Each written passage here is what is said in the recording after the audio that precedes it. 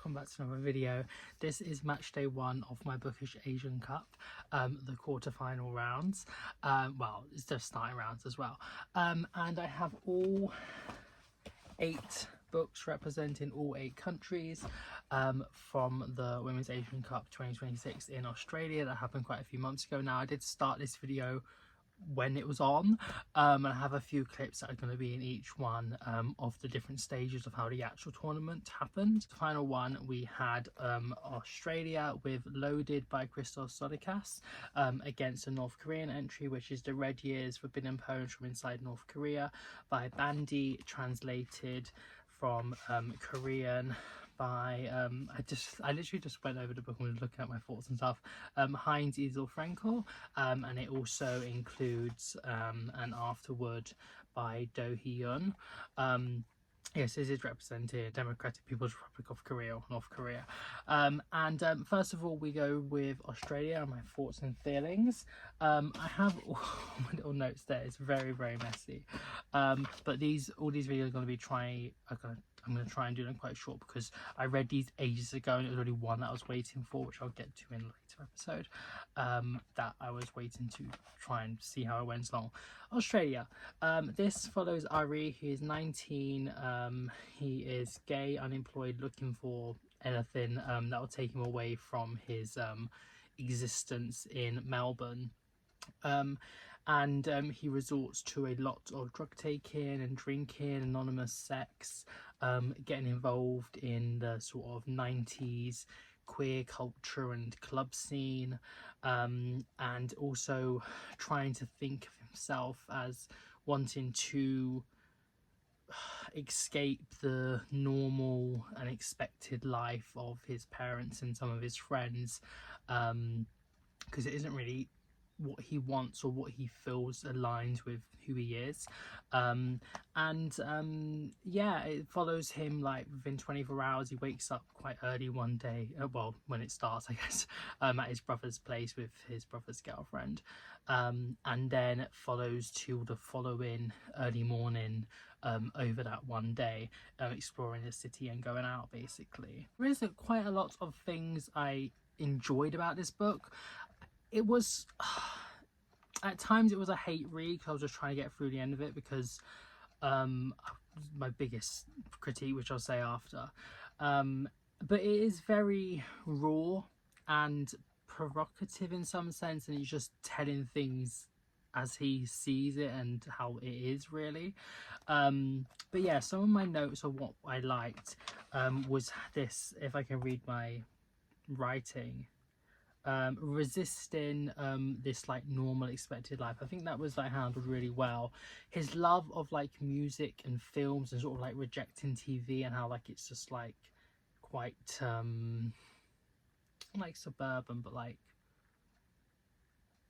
I don't know, basic in a way. And there are definitely some parts in here where like he goes on these like tangents about like music at the time, and I was just really, really loving them. I love like music culture in books. This sort of idea of a segregated Melbourne and how it's seen as like a multicultural place, but there are these like divisions in like the north and east, south and west, I guess. That is how the book is split up as well. I think it's like split into north, east, south, west, or whatever. As he explores the city and the different sort of like subcultures there, the different races of people and ethnicities present in those locations, and sort of the classism and like barriers prevalent as well. Struggling with his own identity as like a Greek person living in Melbourne with like his family heritage. I wasn't 100% sure. I think his dad was white and his mother might be mixed race, but I wasn't too sure. Some things was a little bit hard to fully follow as I was reading the book.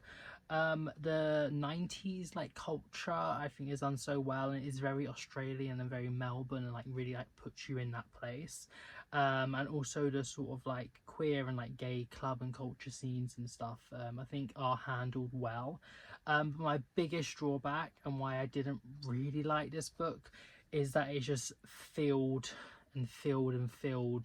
with like scenes of drug taking and sort of like sex scenes, and it's just far too much. I really dislike that. I hate reading about drugs like taking and like drug misuse in books, and it is like a solid like 30% of the book. Like honestly, if someone had taken everything that he took in this book, like they would be dead. Like it's a lot.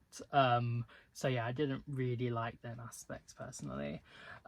Then with North Korea, I really like enjoyed this book, to be honest.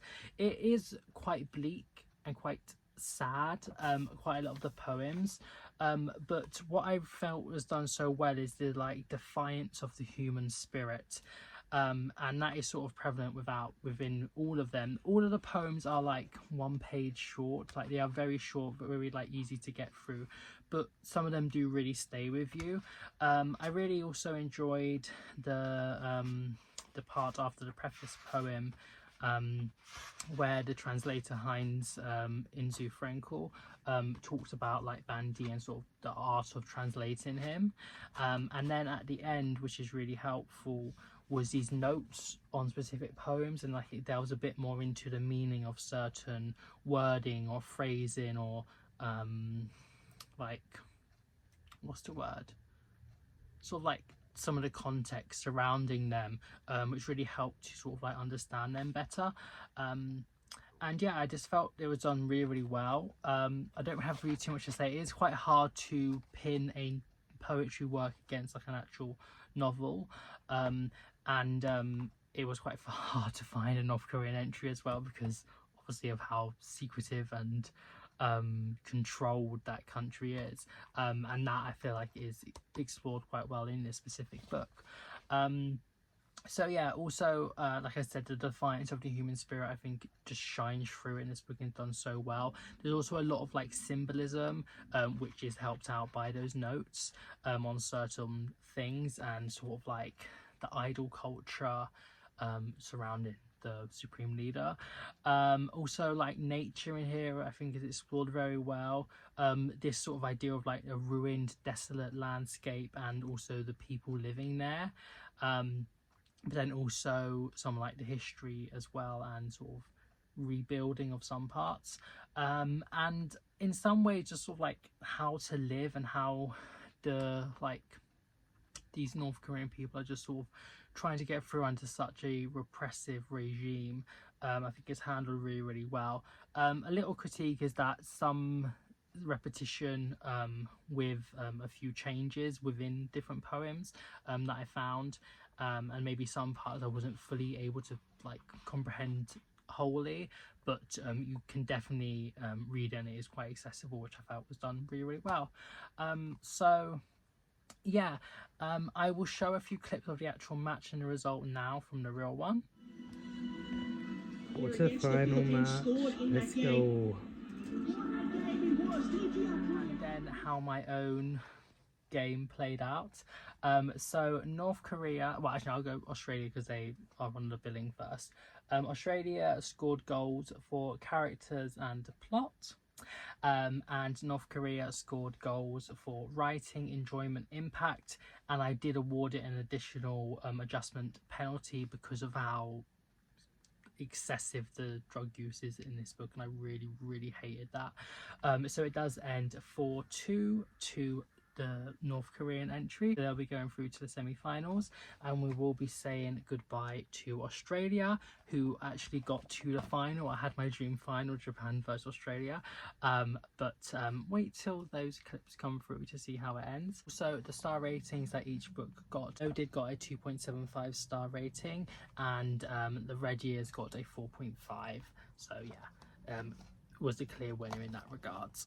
And now we will go on to match day 2 in the following video, which should be coming I think every day this week.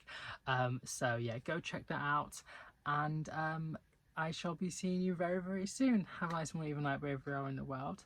Bye.